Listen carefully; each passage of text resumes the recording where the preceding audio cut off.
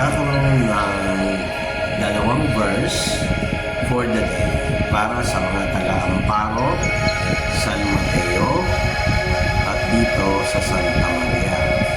Ang ating paksa ay walang paksa kung tutusin, pero ito po ang babasahin ko. Sabi po dito sa Matthew chapter 7 verse 21, ang sabi, hindi lahat na nagsasabi sa akin, Panginoon, Panginoon, ay makakapasok sa kaharian ng langit. Ngunit siyang gumagawa sa kalooban ng aking Ama na nasa langit. Kung ikaw ay familiar sa Biblia o matagal ka ng so-called Christian, dapat sinusunod natin ang Biblia. Minsan tayo ay nakakalimot, panay ang sabi natin ng Lord, ang daming Lord sa daigdig. Mismo ang Biblia nagsasabi, Jesus Christ is the Lord of Lords, King of Kings. Ibig sabihin, wala naman in-specify kung mababait na hari, salbahing hari, o kahit sino nasa kapangyarihan. Pero ang pinakamataas, ang Diyos pa rin. Dahil pinigilan niya ang malayang pag-iisip at pamimili, o hindi tawag na free will, ganyan talaga. Sabi niya, not everyone who says to me, Lord, Lord, will enter the kingdom of God, but the one who does the will of my Father. Ang hamon sa ating itong pangalawang verse ay ganito, why do you call me Lord, Lord, and not do what I tell you? Bakit niyo ako tinatawag na Panginoon, Panginoon, ngunit hindi niyo ginagawa ang aking mga sinasabi? Isa rin yung site dito ay yung sa virgins, yung parable of the 10 virgins.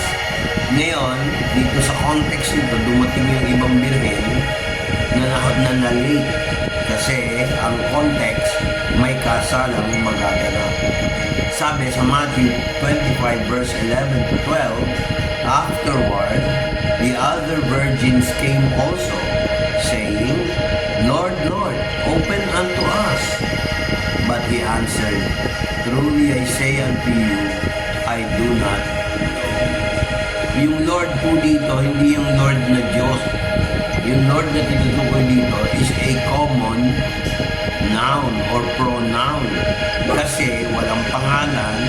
Pangalawa, ang context o yung pinakapaksa ay yung 10 birhen. No? 5 ang mabuti, 5 ang hangal. Kaya sabi rito sa Matthew 25 verse 11 to 12, hindi na natin i-discuss masyado yan.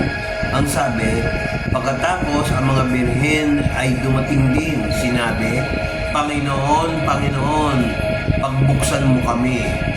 Ngunit sumagot siya, hindi ko totoong kilala kayo. Hindi ko kayo kilala. So, napakamabigat po nito. Katulad nito, ang application nito ay makikita sa 1 John chapter 2 verse 4 to 6. Pakinggan nyo. Sa 1 John chapter 2 verse 4 to 6. Whoever says, I know him, but does not keep his commandments is a liar, and the truth is not in him. But whosoever keeps his word, in him truly the love of God is perfected. By this we know that we are in him. Whoever says he abides in him ought to walk in the same way in which he walked. Sa Tagalog, ito po sabi, ang sinuman nagsasabing kilala ko siya, ngunit hindi ginagawa ang kautusan, siya ay sinungaling, at ang katotohanan ay wala sa kanya. Ngunit ang sinumang nananatili sa kanyang salita, siya ay totoong merong pag-ibig ng Diyos na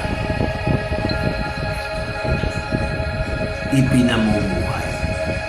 Sa pamamagitan nito, alam nyo na tayo ay nasa Kanya, kung sinong nananatili sa Kanya, dapat lumakad kagaya ng siya'y lumakad. Tapos sabi po dito sa 1 Peter 4:17, ito na ang oras ng pag-aatol, nag-uumpisa to sa samahan ng may pananampalataya sa Diyos. Nag-uumpisa to sa atin.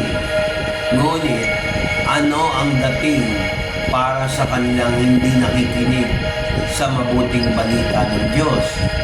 At ang ating katuwiran ay hindi nananatili. Ngunit, ano mangyayari sa hindi makadiyos at makasalanan? Ito'y hamon sa atin. Sabi dito sa 1 Peter chapter 4 verse 17 to 18, for it is time for judgment to begin with the household of God. If it begins with us, what will become the outcome for those who do not obey the gospel of God? And if righteousness is scarcely saved, what will become of the ungodly and the sinners? Ang gusto sabihin ni Pedro dito, huwag tayo katulad ng mga iba na hindi born again na totoo. Hindi pwede dito yung sasabihin natin Kristiyano tayo, pero hindi natin makontrol yung ating pag-uugali. Kailangan bitawan na natin. Yung dating alam naman natin hindi kaaya-aya sa Diyos, ginagawa pa natin, parang kaplastikan. Kailangan magkaroon tayo ng desisyon. Sabi nga sa Santiago, Kabanata 1, talata 22, o James chapter 1, verse 22, be doers of the word, not hearers only, deceiving yourselves. Ang mabigat dito, gawin daw natin yung salita, hindi ng pakikinig. Kung hindi, niloloko natin ang ating sarili. For example, paglilingkod sa Diyos, wala nang pilitan, wala nang tawag dito, wala nang yung kailangan pang pushmatic. Dapat yan, kusang palo o automatic. Mga kapatid, yan ang hamon sa atin. Be doers of the word, not hearers only, deceiving yourself. And not but the last but not the least, sabi rito sa Hebrews chapter 12 verse 14, strive for peace with everyone, for the holiness without which no one will see